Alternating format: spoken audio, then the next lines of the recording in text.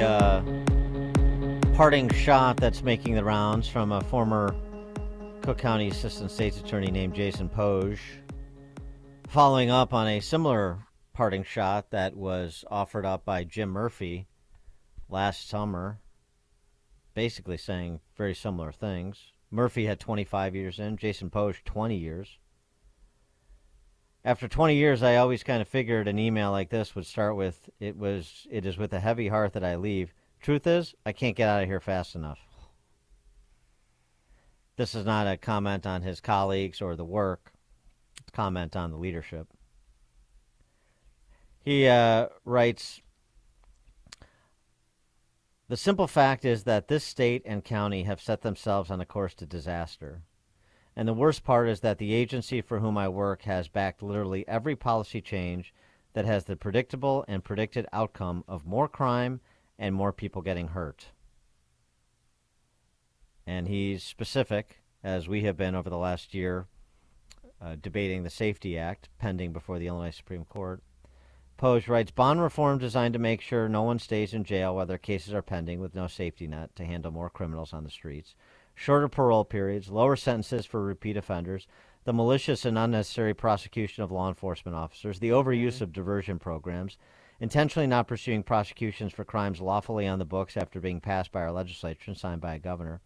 All of the so-called reforms that have had a direct negative impact with consequences that will last for a generation. And you talked personally about his son. You know, they found a nice corner of the suburbs, LaGrange.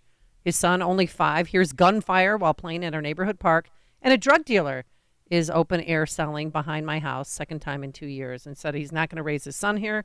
I'm fortunate to have the means to escape. So he's taken his entire family out of the state of Illinois. Not an unusual story with respect to Illinois residents who are no longer Illinois residents. Jason Miyares knows all about these Soros-funded prosecutors like our very own Kim Fox. He is the Attorney General for the great state of Virginia. He also leads the Protecting Americans Action Fund, which my understanding serves as an entity that serves as a direct confrontation with the Soros-funded prosecutors. For more on this, we're pleased to be joined by Virginia Attorney General Jason Miyares. Attorney General Miyares, thanks so much for joining us. Appreciate it. Dan, thanks for having me. Great to be with you. So tell us what's happening in Virginia on this score. You know what's happening in Cook County and New York and Philadelphia. Everybody does these days. And give us some color on what you're trying to do about it. Well, I mean, listen, you've seen all around the country some far-left special interest groups bankrolled, some of them a large chunk of it bankrolled by George Soros. And they realize that they don't need to change governorships or state legislatures. They can get district attorneys, in some states in Virginia, they're called Commonwealth attorneys. They get local prosecutors elected, and they then decide not to enforce entire categories of the criminal code. And what has happened is it can change communities and cities almost overnight. And what has happened is these prosecutors view themselves more as social workers than they do as prosecutors. And what has happened is you have inevitably seen an explosion of violent crime.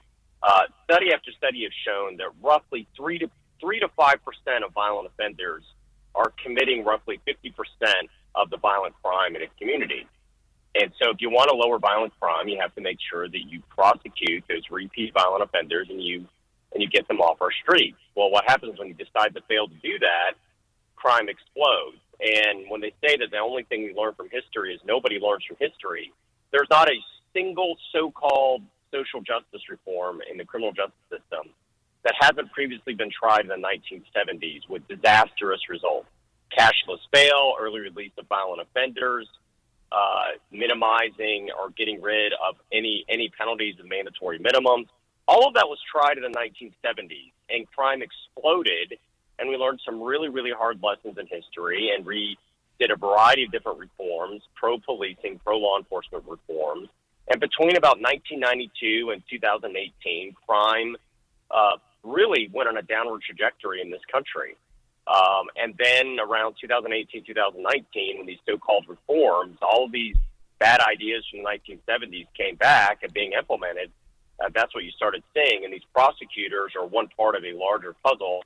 And so in Virginia, we've seen that. In Northern Virginia, we have a variety of these left-wing prosecutors that they have gone very lenient on violent criminals. It becomes a catch-and-release program. And so that's why I said I was honored to be the chairman and be part of the group that set up the Protecting Americans Action Fund, which is meant to put back on these left-wing special interest groups. They'll come in, they'll dump in a couple $100,000 in a district attorney's race, and there was no answer to that.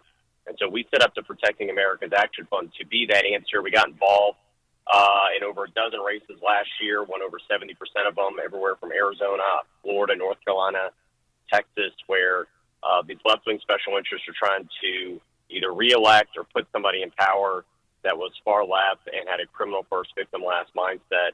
And we supported their opponents that had a pro-law enforcement mindset. And we're happy with the results. We got more to go, a lot more races this year, next year, but we're very happy about our initial year rollout of where we are and where we're going to be going. Yeah, so are you going to be active in the St. Louis prosecutors race after Kim Gardner abruptly resigned? Well, we're going to be looking at everything. I mean, we have a big board of all of our races, and we want to make sure that we have credible candidates that can win, that have both the ability they have the record that they can win, and also that they're pro-law enforcement. I think it's critically, our criminal justice system works when you have prosecutors that are a voice for the victims that want to make sure they have safe streets. You have a defense attorney that's doing their job, zealously representing their client, and you have a judge or a jury that's calling balls and strikes. The problem when everything breaks down is when the prosecutor just views themselves more as another defense attorney than actually a prosecutor. But we're really pleased about the caliber of the candidates emerging. I will say this. We're also getting an enormous response from existing district attorneys that before have had a target on their back just because they've been wanting to do their job, just because they wanted to get these repeat violent offenders off the streets, and they were worried, hey, one of these left-wing groups are going to come in and drop a couple $100,000 in my race, and I'm going to be toast. And now they know there's a backup plan. We know that we're here to help not just win back some of these seats, but also to play defense and protect some of our incumbents that are vulnerable. It may be confusing to some for the fact that like Loudoun County has one of these anti-prosecution, decarceration district attorneys. Yeah. Because you see, wait, Glenn Youngkin won and Jason Miyares won at the state level, and I thought it was a revolt in Loudoun and Fairfax counties that helped to put them in office. And it was, but it doesn't mean it was a majority. It just meant you closed the gap between the Republicans and Democrats in terms of the normal vote totals in those counties. So, but I wonder, as a lot of those voters connected the dots when it came through K through 12 education, are they starting to connect the dots when it comes to public safety and what's happening? Like, what is the dynamic between you as the Attorney General and some of these states' attorneys in your state? Yeah, I mean, listen, every state, their relationship is somewhat governed by their state constitution. So, for example, in Florida, Governor DeSantis removed one of these far-left woke prosecutors who announced they weren't going to be prosecuting entire categories of the law. And our Governor Youngkin, does not have that authority under our Virginia Constitution. These are duly elected constitutional officers, and elections have consequences. Now, I would point out to you that these far-left prosecutors are so bad in Loudoun and Fairfax that they're up for re-election this year. And even the Washington Post, which is no friend is not considered in any way pro-law enforcement, have endorsed their Democratic primary opponents, partly because they've also been just incompetent at their job. And in Loudoun, you had, when you say anti-incarceration, just a monster of a human being who was a domestic violence abuser, had violently assaulted his ex-girlfriend, by all tokens should have been kept behind bars. He was released on bail with a electronic monitoring device that was never even turned on. He immediately went to his ex-girlfriend's home and brutally murdered her with a hammer. And those type of cases are getting out to the public of what happens when you treat the criminal justice system like a catch and release program, and it creates such a chilling effect that people realize that they shouldn't be looking over their shoulder in fear. And I do point out, if you look at the recall that happened in San Francisco, the district attorney in San Francisco, one of the highest numbers were actually minority-majority precincts. some of the numbers that had to recall this left-wing prosecutor. Some of the numbers that were the strongest to keep the left-wing prosecutor in place were very, very wealthy, precincts in the San Francisco. In other words, these are individuals not dealing with high crime. They were privileged. They were supporting policies that were making their cities unlivable for so many working-class citizens in that city, but they were living behind gated communities with security system, and they were far removed. And that's privilege. Privilege is voting for policies that the other people are being impacted, and you can somehow avoid it because you have the ability to pay for 24-hour security. And I thought that was an enlightening to see that the communities most ravaged by violent crime are the ones begging and revolting against these left-wing prosecutors. I've seen it. I've done victims town halls in inner cities in Virginia, and these communities are begging for more police, not less police, and they're begging for prosecutors to get these folks behind bars that are victimizing so many of their fellow citizens in their neighborhoods. And there's such a disconnect between the way the media is covering this and when you're on the ground talking to victims and going into the communities. It is startling to see sometimes. And so, listen, that's why I challenge George Soros. Why don't you do a victims' rights town hall with me? Why don't you get in a room like I have with the victims of violent crime, those that have lost loved ones because of this criminal first, victim last prosecutors? Why don't you come in and you hear their stories? And I've challenged them publicly. Why don't you come join me and sit in a room and hear the cry of a mother that has lost her child because somebody was out on the street that should have never been on the street? It is painful. I can't tell you how painful that is. Any response from him, or he just ignores it? No, zero. I don't expect I will. Also offer up, hey, I'll take one of your sons too. I mean, they're doing his dirty work, so one of his sons can act as a surrogate. That works. It seems like take any surrogate he wishes to send. Yeah, it seems like though we haven't quite cracked the code. I mean, just using Cook County and Chicago as an example. Yeah, Lightfoot got upside down. She got defeated. Kim Foxx got upside down, and she is not running again.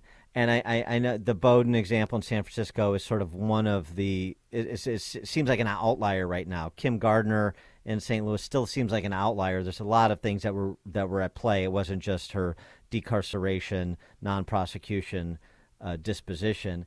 Because we definitely see what you're talking about, which is that those that have the privilege to be behind gates and have security are voting for people like Lori Lightfoot, and then they say, well, now we'll vote for Brandon Johnson, which is what they did. Well, that's not any better. No. And Kim Foxx got reelected despite the Jussie Smollett thing and everything swirling around her as violent crime spiked in Chicago. And it's a combination of what they seem to get away with is playing identitarian politics, mostly race, some gender, and then relying on the basically the rich white leftists to put together a coalition that gets them through in these urban centers or in these districts that at least have some urban center. And I hear what you're saying, and we've seen examples of it. People suing, black residents of Minneapolis suing to get more policing as they're entitled to and winning. But we on the Republican side haven't seemed to quite put it together yet. How we can get rid of a Krasner and some of these other prosecutors in big cities. Well, I mean, listen, I do think you're seeing that. You are seeing so many citizens in urban centers starting to push back, and I think you're seeing it bit by bit. And, when the police chief of Washington, D.C., who's begging for more prosecution, points out that the average homicide suspect arrested in Washington, D.C., has an arrest director of, on average, 11 prior arrests prior to being picked up on the murder charge. People are recognizing this as a problem.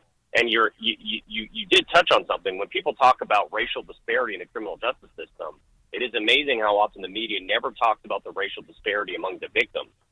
There is wide racial disparity among who are the victims of violent crime, and it's overwhelmingly African American and Latinos. And that's never talked about. And I've always said part of my job as Attorney General is to be a voice for the victims that are oftentimes ignored in the criminal justice system. And listen, yes, we should always look to how to make policing better. I've said before that, police are the only individuals in our society that have a monopoly on the use of violence legally. And so, yes, they should be held to a high standard. We should we should recognize that. I think a lot of that goes back to training, but we should also recognize that when you decide to basically burn down the house to kill a spider, and you push a variety of quote unquote reforms that aren't reforms, what they've actually done is made it next to impossible for police to do their jobs. You have mass exodus of police, and that's a large part of what you're seeing in so many communities is they're begging for more police, not less, because right now it is making so many of these communities dangerous. I mean, I did a town hall in inner city Portsmouth in Virginia, and the citizens were just so upset by the lack of policing. They were wondering, hey, just a couple years ago, I could walk a couple blocks at night to my grocery store, and now I don't feel comfortable doing that. And when I call the police because I see vagrancy or things happening on my street, nobody's coming. And the police chief is basically saying, listen, we're down because, and you know, what we've seen nationally is all the anti-police policies have also led to huge vacancies in police forces. So there are multiple layers of this issue. It's gotten about 12 steps to get to where we are.